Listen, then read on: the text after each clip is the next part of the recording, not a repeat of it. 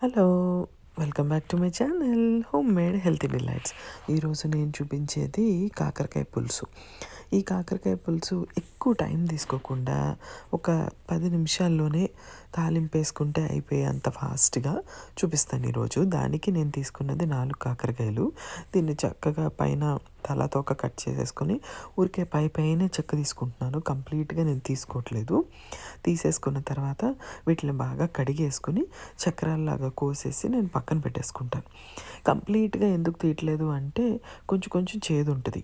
అస్సలు మాకు అది ఇష్టం లేదు అని అనుకునే వాళ్ళు కంప్లీట్‌గా తీసుకోండి. వాళ్ళకంత చేదు రాదు. ఈ కాకరకాయ ముక్కలు కట్ చేసేసుకున్న తర్వాత ముందు నేను వీటిల్ని పసుపు, ఉప్పు వేసి ఫస్ట్ బాయిల్ చేస్తాను. ఎలాగా అంటే మనకు మామూలుగా ఇలా గరిటెతో చితికిపోతాయి కదా! ఇలా గరిటెతో అనంగానే అంతవరకు అంతేనండి. దీనికి సరిపడినంత వాటర్ కూడా పోసుకొని స్టవ్ మీద పెట్టేసుకుంటాను. ఈలోపు ఏం చేస్తానంటే ఒక పెద్ద ఉల్లిపాయ తీసుకొని చిన్న చిన్న ముక్కలుగా కట్ చేసుకొని వీటిల్ని కూడా నేను రెడీగా పెట్టుకుంటాను. దీనికి తాలింపుకి ఎక్కువ వెల్లుల్లిపాయలు, కాకరకాయకి ఇంకా కరివేపాకు బాగా టేస్ట్ అండి. అందుకని అవి కూడా రెడీ చేసుకొని పక్కన పెట్టుకోవాలి మనము. ఈలోపు కాకరకాయలు ఇట్టే ఉడికిపోతాయి. ఎక్కువ టైం తీసుకోవు. ఉడికిపోయింది అని అనుకున్నాక స్టవ్ కట్టేసి కాకరకాయ ముక్కలు పక్కకు తీసి పెట్టుకొని అదే బాండీలో నూనె పోసుకొని జీలకర్ర, ఆవాలు ముందు వేసేసుకుంటాం. వేసేసుకున్న తర్వాత ఎండుమిరపకాయలు ఇవి కూడా వేసేసుకున్న తర్వాత బాగా ఎక్కువ వెల్లుల్లిపాయలు నా దగ్గర పేస్ట్ ఉంటే నేను అదొక 2 స్పూన్లు వేసాను. వేసి వీటిని బాగా ఫ్రై చేసుకోండి. ఇప్పుడు కరివేపాకు. ఈ కాకరకాయ పులుసుకి వెల్లుల్లిపాయ, కరివేపాకు మాత్రమే చాలా టేస్ట్ వస్తది.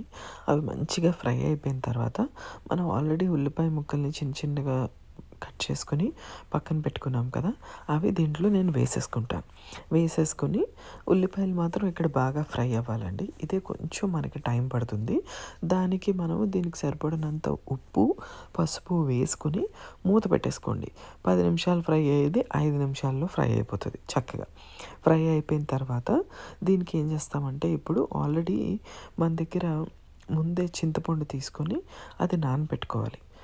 నేను ఊరికనే కొంచెం తీసుకున్నానండి. ఎక్కువ కాదు.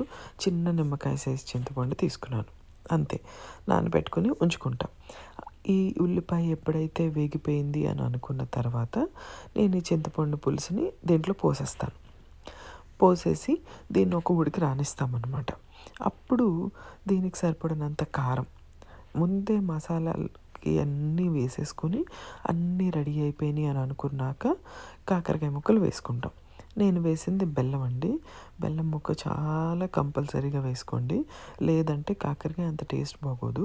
నేను చేదు గురించి చెప్పట్లేదు. బెల్లంతో టేస్ట్ వస్తది. ఇప్పుడు ఆల్రెడీ మనం కాకరకాయ ముక్కల్ని ఉడకబెట్టేసుకొని పక్కన పెట్టుకున్నాం కదా! ఈ పులుసు ఆల్రెడీ ఉడికిపోయి ఉంది. ఈ కాకరకాయ ముక్కలు ఆల్రెడీ ఉడికిపోయి ఉన్నాయి. ఇవి దాంట్లో వేసేసుకొని చక్కగా ఒకసారి ఒక తిప్పేసుకోండి.